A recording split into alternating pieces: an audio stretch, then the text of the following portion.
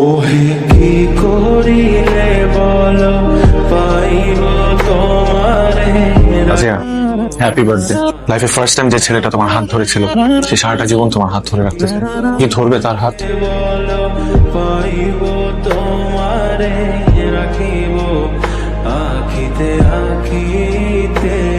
ওহে হ্যালো, কালকে Valentine's day, চলো দেখা করি। বাবা মা যদি টের পেয়ে যায়?